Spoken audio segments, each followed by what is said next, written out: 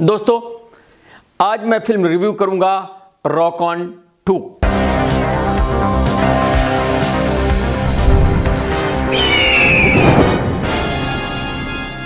मुझे कहानी बतानी पड़ेगी क्योंकि अगर नहीं बताऊंगा तो आपके साथ बहुत बड़ा धोखा हो जाएगा। क्योंकि आपको लग रहा होगा कि ये एक बैंड की कहानी है जिसमें 3-4 लड़के हैं और श्रद्धा कपूर एक लड़की है, बट आप बिल्कुल ही गलत हैं। तो मैं इस फिल्म की कहानी अगली 5-6 लाइन में आपको बताता हूं। फरहान अख्तर मुंबई छोड़ के मेघालय शिलोंग चला गया है। वहां पे खेती कर रहा है और वहां के जो फार्मर्स हैं उनकी हेल्प कर रहा है। सिंगिंग वगैरह सब छोड़ दी है और अर्जुन, पूरब और सहाना और प्राची और उसका बच्चा, ये लोग सब वहां जाते हैं उसका जन्मदिन मनाने के लिए। अब यहां भी उसको मनाने की कोशिश की जाती है कि आप मुंबई आइए, बट वो नहीं आता। अच्छा, यहीं पर श्रद्धा कपूर भी घूमती रहती है।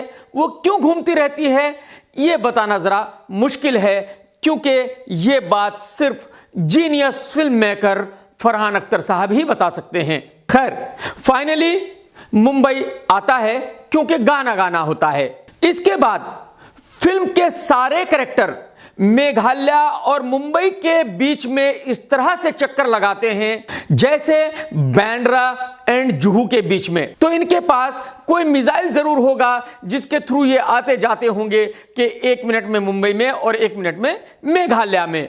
खैर, अब फरहान मुंबई में है और वहां किसान बहुत ही परेशान है।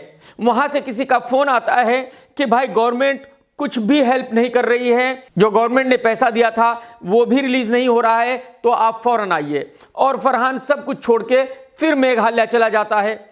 यहां उसकी वाइफ प्राची उसको कहती है आप मत जाओ, मेरे और बच्चे के बारे में सोचो। फरहान कहता है कि नहीं भाई, उन किसानों को मेरी जरूरत है, आप जाओ भाड़ में। एक्चुअली ये जो बांद्रा के लड़के हैं ना, ये ब्रो वाले, इनको ये लगता है कि सिर्फ जो बांद्रा में रहकर ये सोचते हैं शायद पूरी दुनिया यही सोचती होगी।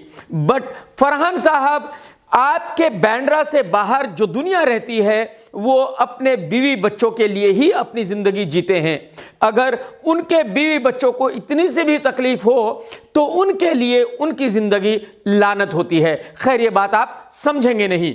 अब फरहान फिर वही किसानों के पास चला जाता है, फिर वही उनकी हेल्प करने लगता है। और अब हेल्प का एक ही तरीका है कि वहां पहाड़ियों में एक शो किया जाए। अब जब ये शो की तैयारी करते हैं तो गुंडे आ जाते हैं, इनका शो होने नहीं देते। ये न्यूज पूरे न्यूज चैनल्स पे आती है, बट इसके बावजूद पूरी इंडिया की पब्लिक सब कुछ छोड़ के मेघालय जाती है वो शो देखने के लिए। तो कुल मिलाकर ये कहानी बैंड की कहानी नहीं है, एक्चुअली ये मेघालय के किसानों की कहानी है। Screen play, oh my God, कसम से बहुत ही वाहियात किस्म का स्क्रीन प्ले है।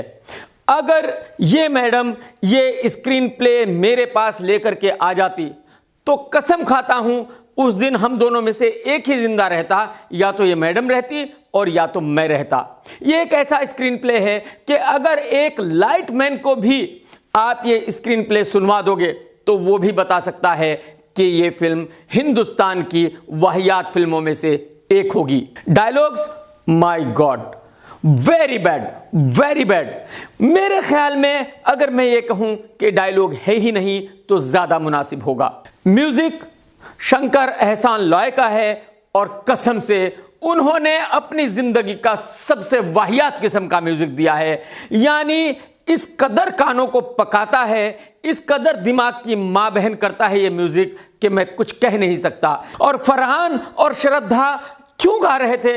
आप गाते क्यों हो भाई? आप एक्टर हो ना यार, एक्टिंग कर लो। ये गाने का काम सिंगर्स पे छोड़ दो भाई, माफ कर दो पब्लिक को यार। एडिटिंग, एडिटर बेचारा तब करता जब उसको फिल्म समझ आती। उसको तो यही समझ नहीं आ रहा होगा कि ये genius film maker Farhan Akhtar साहब ने बना क्या दिया है। कास्टिंग, ओ माय गॉड, मां कसम, इतनी घटिया कास्टिंग मैंने शायद ही कभी किसी फिल्म में देखी हो। आप अंदाजा लगा सकते हो कि फरहान और प्राची दोनों नॉर्मल फेस वाले, और बच्चा चिंकी श्रद्धा कपूर के अपोजिट एक लड़का है। ओ माय गॉड, उसकी एक्टिंग देखकर आप अपने आप को थप्पड़ मारोगे। आप अपने आप से ये पूछोगे कि अगर भाई ये एक्टर हो सकता है तो आप क्यों नहीं हो सकते। कास्टिंग डायरेक्टर साहब, उससे अच्छा एक्टर तो शायद बॉम्बे में कोई दूसरा होगा ही नहीं भाई। और वो जो सिंगर रखा है आपने, आए हाय हाय हाय, क्या वाहियात किस्म का सिंगर है भाई जी। एक्चुअली इस फिल्म की कास्टिंग करने के लिए इस कास्टिंग डायरेक्टर को उल्टा टंगाना चाहिए और इसके पॉम पॉम पे इतनी कम्मच मारनी चाहिए कि कम्मच मारते ही रहना चाहिए, गिनना बिल्कुल भी नहीं चाहिए। अब मैं आपको बताने की कोशिश करता हूं कि यह प्रोजेक्ट कैसे बना होगा, क्योंकि फिल्म तो यह है नहीं। एक्चुअली रॉक ऑन 2 का आइडिया आया होगा, ये लोग इरोस के पास गए होंगे, इरोस ने 70-80 करोड़ इनको ओके कर दिया होगा। इनको जैसी भी कहानी मिली उसी को शुरू कर दिया गया और फिल्म पे 15-20 करोड़ लगा के बाकी माल अंदर कर लिया गया। और इरोस वाले तो बेचारे कमाल के लोग हैं, उनके प्रोडक्शन हाउस में मुझे नहीं लगता कि किसी को भी ABCD फिल्म मेकिंग की पता है। जो भी प्रोजेक्ट उनके पास लेके आओ वही वो ओके कर देंगे, भले ही बाद में फाइनेंस वाशु बगनानी से लेना पड़े फिल्म रिलीज करने के लिए। डायरेक्शन शुजात सौदागर का है। ओ माय गॉड, मेरे ख्याल में बहुत ही वाहियात किस्म का डायरेक्टर है। इन भाई साहब को डायरेक्शन की ABCD बिल्कुल नहीं आती। इन भाई साहब को ना ये पता है कि कहानी क्या होती है, ना इन भाई साहब को ये पता है कि म्यूजिक क्या होता है, ना इन भाई साहब को ये पता है कि हर एक्टर का एक कैरेक्टराइजेशन होता है। इन भाई साहब के डायरेक्शन में बाप का बेटा मर गया है, सालों हो गए हैं, बट वो बाप अभी तक अपने बेटे से नफरत करता है। इन भाई साहब के डायरेक्शन में फरहान अख्तर अपने बीवी बच्चों से ज्यादा किसानों से प्यार करता है। मतलब इनसे ज्यादा वाहियात किस्म का डायरेक्शन कोई कर ही नहीं सकता। एक्टिंग, प्राची देसाई के मेरे ख्याल में 3 सीन हैं, उन्होंने ये रोल क्यों किया है मुझे पता नहीं। श्रद्धा कपूर के मुश्किल से 10 सीन हैं और उनके अपोजिट में एक कोई बहुत ही घटिया सा लुकिंग एक्टर है, उन्होंने ये रोल क्यों किया है अल्लाह बेहतर जाने। अर्जुन रामपाल, पूरब कोहली जब भी गाना होता है उसमें आते हैं, बाद में गायब हो जाते हैं। कुल मिलाकर ये पूरी फिल्म फरहान अख्तर की है और उन्होंने अपने रोल को ठीक ठाक निभाया है। कुल मिलाकर यह फिल्म बहुत ही वाहियात किस्म की फिल्म है। ना इसमें एंटरटेनमेंट है, ना इसमें एक्शन है, ना इसमें म्यूजिक है, ना इसमें इमोशन है। यह फिल्म एक ऐसी फिल्म है कि मुमकिन है अगर आप इसको देखने जाएं तो जब आप बाहर निकले आप घर ना जा सके, आपको सीधा हॉस्पिटल में भर्ती होना पड़े। मुमकिन है कि कई दिन तक आपके दिमाग पे जो सदमा लगा है उसकी वजह से आप होश में ना आ पाए। तो मैं इस फिल्म को देता हूं 1 स्टार और मेरी बिजनेस रेटिंग भी रहेगी 1। इसके बावजूद भी अगर आपको अपने पैसे बर्बाद करने हैं, अपने दिमाग की ऐसी की तैसी करानी है, अपना टाइम बर्बाद करना है, तो आप इस फिल्म को जरूर देखिएगा। Take care. सत्यमेव जयते।